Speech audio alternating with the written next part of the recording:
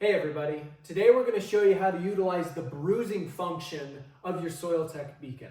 Now this can't be used for every crop, but for some crops such as potatoes or onions, this function and feature can be utilized to measure those impacts and bruising events that your crop may be experiencing during the whole harvest process. You can run your beacon through it and measure those impacts and hopefully maybe make some changes to your harvest equipment to reduce the risk of those damaged events happening to that crop. The first thing we want to do to prepare for bruising is we want to make sure that we switch from our field antenna back to the internal antenna that is already built into the sensor.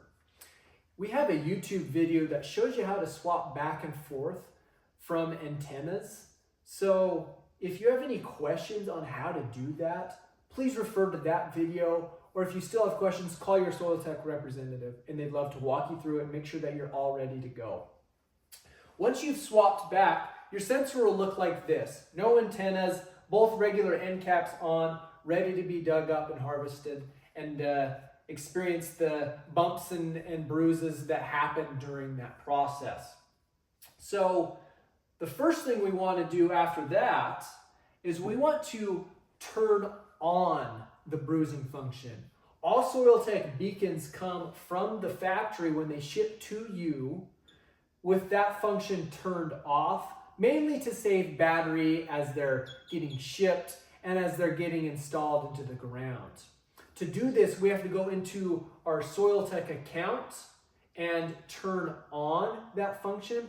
I'll show you how to do that with a screen recording here where you can walk along and follow with me as we turn that on with one of these sensors here. Once you come to your account, you need to find the sensor that you're wanting to turn the bruise function on. Once you find it, you're going to click the More Information button, which will take you to this screen here. You're then going to click on this gear icon at the top. This will take you to your Soiltech Beacon's settings.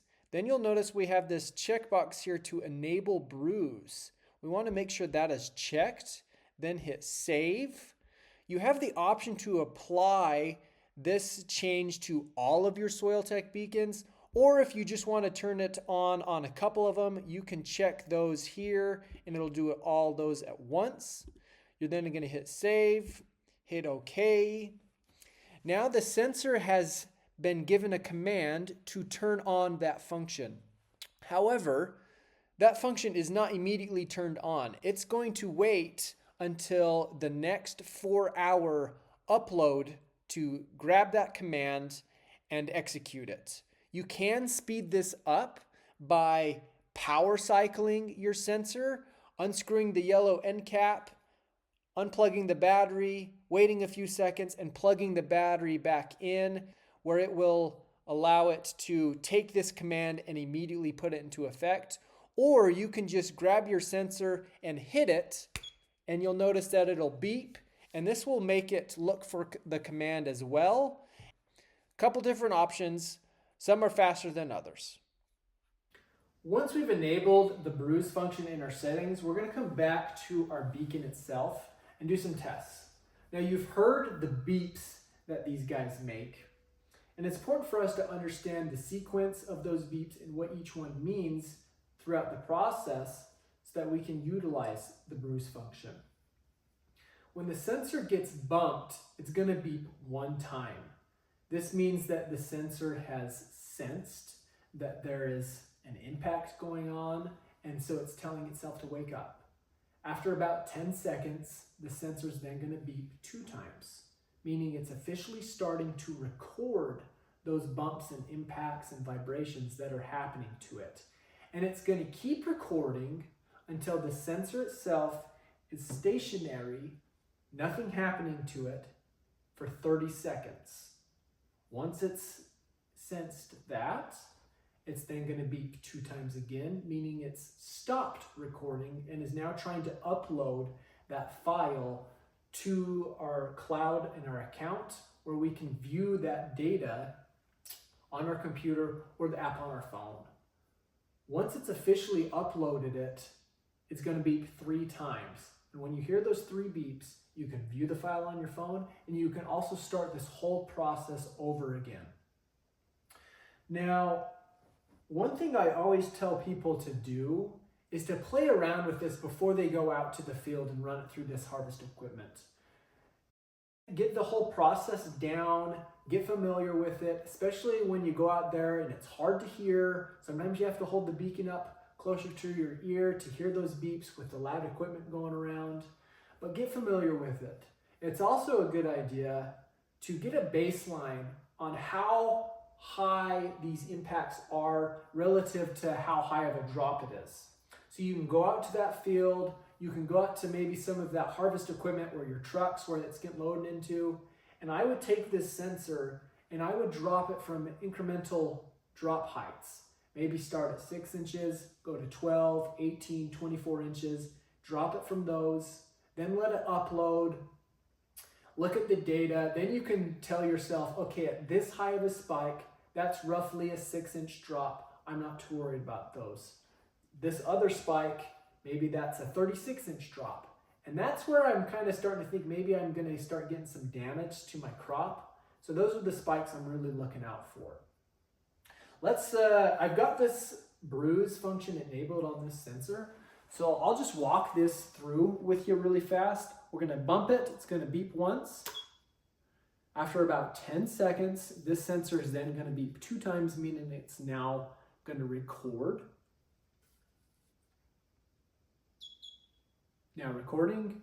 So it's going to keep recording if it's moving, if it's getting bumped around, or we can drop it, from our 6, 12, 18, 24, whatever we want to do.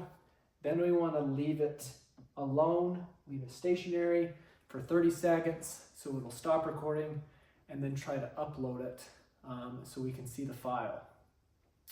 Now, one other thing I always suggest people do is don't run this beacon through your entire harvesting equipment or assembly line or whatever it is that you've got going all at once, because you're going to end up with this really long file that's several minutes long, and you're not going to know when each spike occurred at which part of your equipment. Rather, run it through 15, 20 seconds at a time worth of that equipment or one part of the equipment. Take it out, let it upload, so then you can just identify where those spikes really are happening, so then you can actually maybe make some changes if you can to that equipment. Here's an example here. I'll show you on the computer what this looks like so you can visualize it better. But this is a great example of somebody doing a before and then after making some changes to their equipment to try to reduce that risk. Once your Soiltech Beacon has uploaded its bruise file, you can find it under the Bruise tab here in the green. Now you'll notice we've got 2 sensors that for the year of 2025 here have uploaded bruise reports, and we can click on the drop down here and we can view each of those reports by clicking on them. You'll notice each report has a timestamp of the day and time that that report was uploaded. So when that 3 beeps went off on your beacon, that is when this was uploaded. It gives it a timestamp so you know which one is which. It's a good idea to just go in here, hit this paper pencil icon where you can, 1, rename those reports so you keep them organized rather than just having a bunch of dates and times, as I did here with test 1. And then you can also create a location and machine. Say you have a field X, and this was through a Spudnik finger table, I guess is what you could call it. Or maybe it's a windrower or a loader or whatever it is. You can then hit this add report to that section, hit our drop down, select our test 1 here, and it'll organize that for us where it needs to be. Now you'll also notice that there's all these different colors of spikes on this graph here. The color does not matter. What is more important is the height of the spike at each part. That's what you're looking at.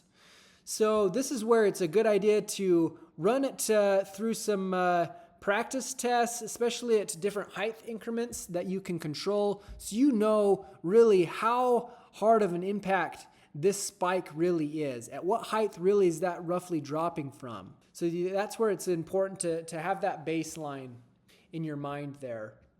You'll notice you'll also be able to change the sensitivity of the sensor's accelerometer. If you hit this gear icon here, we can go hit this drop down and we can make it more sensitive or less sensitive depending on how high we're dropping it. And if we're maxing out our scale here on the graph too much, we can change that.